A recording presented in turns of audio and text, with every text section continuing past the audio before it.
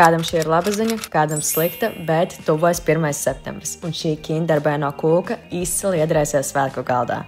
Tā receptē būs nepieciešams krēmsieris, saldais krējums, cepumi, sviests, želatīns un kinder šokolādīts.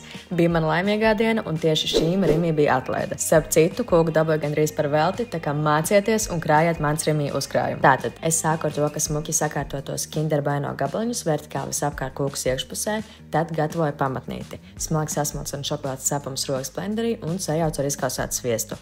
Ja kas, visi daudzumi būs norādīti video. Pildu šo masu formiņās, sapresēju un pagaidām lieku leduskapī. Tikmēr ķeros pie paša krēma. Vienā bļodā vienkārši uzputoju saldo krēmu, līdz izveidojas putu krēms. Un citā bļodiņā lieku krēmsieru, pūdercukuru, vienu šādu iepakojumu izkausētas kinder šokolādes un sakru līdz viendabīgai masai.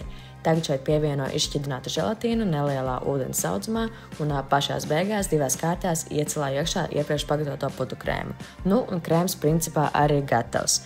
Pārvietoju krēmu kūkas formā, cik varam izlīdzinām, pakritam un leduskapī uz vismaz 4 stundām.